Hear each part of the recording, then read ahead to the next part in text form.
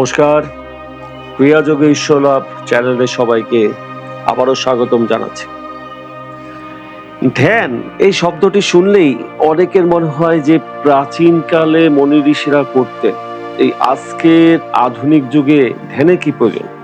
প্রিয় বন্ধুরা, আজকে আমরা এটা নিয়ে আলোচনা করব যে আধুনিক জীবনে ধ্যান কেন দরকার। আজকের দুনিয়া একটি অদম্য গতির যন্ত্রের মতো চলছে, যেখানে প্রত্যেক মুহূর্তে আমরা অসংখ্য দায়িত্বের ভার বহন করছি। সকালের প্রথম আলোয় ঘুম থেকে উঠে আমরা স্মার্টফোনের স্ক্রিনে চোখ রাখি, সোশ্যাল মিডিয়া নোটিফিকেশনের বন্যায় ডুবে যাই, অফিসের মিটিংয়ে অংশ নেই যেখানে ডেডলাইনের চাপে শ্বাস পেরিয়ে যাওয়ার অবস্থা, এবং সন্ধ্যায় ট্রাফিকের জ্যামে আটকে থেকে মানসিক অশান্তিতে কাতর হয়ে যায়। এই অবিরাম রুটিনের মধ্যে আমাদের মন একটি অস্থির পালকের মতো উড়ে বেড়ায়, কালের চিন্তায়, আগামীর উদ্বেগে, এবং বর্তমানের কোনোটাই উপভোগ করে হয় না। অর্থাৎ এই দুশ্চিন্তা শুধু দুশ্চিন্তাই এনে দেয়। মানসিক চাপ, স্ট্রেস এবং অনিদ্রা রাত জাগা জীবনকে ছিন্ন ভিন্ন করে দিচ্ছে এবং একটি মহামারী রূপ ধারণ করেছে। উদ্বেগের ছায়া আমাদের সিদ্ধান্তগুলোকে প্রভাবিত করছে এবং সামগ্রিক স্বাস্থ্যের ভিত্তি ক্ষয়প্রাপ্ত হচ্ছে। বিশ্ব স্বাস্থ্য সংস্থা অনুসারে, অর্থাৎ WHO অনুসারে, বিশ্বে প্রায় 264 মিলিয়ন মানুষ মানসিক স্বাস্থ্যের সমস্যায় ভুগছেন, যার মধ্যে স্ট্রেস এবং উদ্বেগের ভূমিকা অত্যন্ত উল্লেখযোগ্য। এই চ্যালেঞ্জের মুখোমুখি হয়ে আমরা প্রশ্ন করি, কিভাবে এই অশান্তির মধ্যে শান্তি খুঁজব? উত্তর সরল: ধ্যান। ধ্যান শুধু একটি প্রাচীন অনুশীলন নয়, এটি আধুনিক জীবনের একটি অপরিহার্য অস্ত্র, যা আমাদের মনকে পুনরায় নিয়ন্ত্রণে ফিরিয়ে আনে এবং শারীরিক মানসিক সুস্থতার পথ প্রশস্ত করে। আধুনিক জীবনের এই চ্যালেঞ্জগুলো কোনো নতুন ঘটনা নয়, এগুলো আমাদের জীবনধারার অংশ হয়ে উঠেছে। ডিজিটাল যুগের ডিজিটালাইজেশনের সাথে সাথে স্ক্রিন টাইমের কারণে আমাদের মনের ফোকাস ক্ষীণ হয়ে যাচ্ছে। একটি গবেষণায় দেখা গেছে, গড়ে একজন ব্যক্তি দিনে 7 ঘন্টার বেশি সময় স্ক্রিনে সময় কাটান, যা যোগাযোগের ক্ষমতাকে 20% কমিয়ে দেয়। যোগাযোগ বলতে মনোযোগ বলছি। এই সবকিছুর পেছনে রয়েছে কর্টিসল নামক স্ট্রেস হরমোনের অতিরিক্ত উৎপাদন, যা আমাদের শরীরকে ফাইট অর ফ্লাইট মোডে রেখে দেয়। ফলে অনিদ্রা এবং উদ্বেগের চক্র চলতে থাকে। কিন্তু ধ্যান এই চক্রকে ভাঙতে পারে। নিয়মিত ধ্যান অনুশীলনের ফলে কর্টিসলের মাত্রা কমে যায়, যা মানসিক চাপকে নিয়ন্ত্রণ করে এবং শরীরের স্বাভাবিক ভারসাম্য ফিরিয়ে আনে। উদাহরণস্বরূপ, একটি গবেষণায় দেখা গেছে, মাইন্ডফুলনেস মেডিটেশন করলে স্ট্রেস হরমোন কর্টিসলের মাত্রা উল্লেখযোগ্যভাবে কমে যায়, যা মনকে শান্ত করে এবং সামগ্রিক স্বাস্থ্যকে উন্নত করে।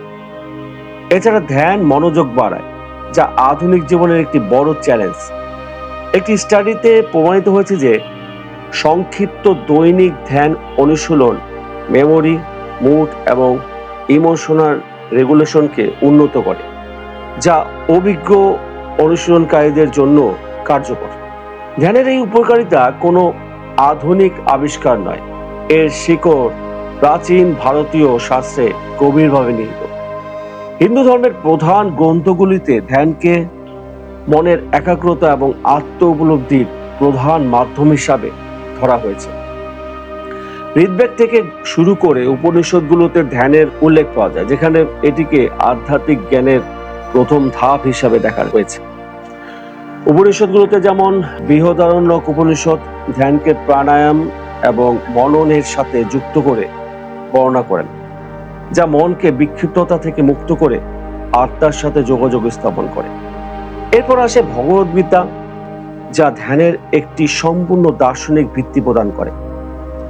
গীতায় ভগবান শ্রীকৃষ্ণ অর্জুনকে বলেন, যোগের মাধ্যমে সকল ফলাফলের প্রতি সমদর্শিতা অর্জন করো এখানে যোগের অর্থ শুধু শারীরিক অভ্যাস নয়, বরং মানসিক ধ্যানের মাধ্যমে কর্মযোগ, ভক্তিযোগ এবং জ্ঞানযোগের সমন্বয়। গীতার অষ্টাঙ্গ যোগের অংশে ধ্যানকে অষ্টম ধাপ হিসাবে বর্ণনা করা হয়েছে, যা সমাধির পথ প্রশস্ত করে। পতঞ্জলি যোগসূত্রে ধ্যানের বর্ণনা আরো বিস্তারিত। প্রথম পাশে বলা হয়েছে ধ্যানের মাধ্যমে আত্মার প্রসাদ বা শান্তি লাভ হয়। যোগসূত্রে অষ্টাঙ্গ যোগে ধ্যানকে ধারণা এবং সমাধি হিসাবে বিভক্ত করে বর্ণনা করা হয়েছে, যা মনের বিক্ষিপ্ততাগুলোকে নিয়ন্ত্রণ করে। এই শাস্ত্রীয় ভিত্তি দেখায় যে ধ্যান শুধু স্ট্রেস কমানোর জন্য নয়, বরং আত্ম উপলব্ধির জন্য একটি অপরিহার্য সাধনা, যা আধুনিক জীবনের চ্যালেঞ্জগুলোকে মোকাবেলায় আমাদের সজ্জিত করে। আধুনিক বিজ্ঞানও এই শাস্ত্রীয় দাবির সমর্থন জানিয়েছে। আমেরিকান সাইকোলজিক্যাল অ্যাসোসিয়েশন এর একটি গবেষণায় দেখা যায় যে মাইন্ডফুলনেস মেডিটেশন মস্তিষ্কের গঠন এবং জীববিজ্ঞানকে ইতিবাচকভাবে পরিবর্তন করে, যা মানসিক এবং শারীরিক স্বাস্থ্যকে উন্নত করে। ইন্টারনাল মেডিসিনে প্রকাশিত একটি মেটা অ্যানালাইসিসে প্রমাণিত হয়েছে যে মাইন্ডফুলনেস প্রোগ্রামগুলো উদ্বেগ, ডিপ্রেশন এবং ব্যথাকে ছোট পরিমাণে কমায় এবং স্ট্রেস ডিপ্রেশনের মাঝামাঝি উন্নতি ঘটায়।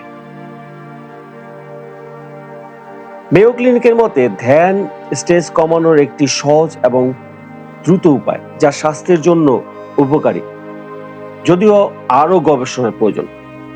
এছাড়া national centre for complementary and integrative health এর গবেষণা অনুসারে ধ্যান পোস্ট ট্রমাটিক স্টেট এর লক্ষণগুলোকে কমাতে সাহায্য করে এবং এই সব গবেষণা একত্রে প্রমাণ করে যে ধ্যান শুধু মানসিক চাপ কমায় না, বরং মস্তিষ্কের নিউরোবায়োলজিক্যাল পরিবর্তন ঘটিয়ে স্ট্রেস রেসপন্সকে উন্নত করে। এখন প্রশ্ন হলো, এই উপকারিতা কিভাবে অর্জন করব? শুরু করার জন্য একটি সহজ পদ্ধতি হলো শ্বাস অনুসন্ধান ধ্যান বা ব্রেথ অ্যাওয়ারনেস মেডিটেশন, যা মাত্র 5 মিনিট সময় নেয় কিন্তু গভীর প্রভাব ফেলে। এটি দিনের শুরুতে করলে সমস্ত দিনের জন্য একটি শান্ত ভিত্তি তৈরি হয়। সকালে এটি করলে অফিসের চাপ বা ট্রাফিকের উদ্বেগ সহজে মোকাবেলা করা যায়।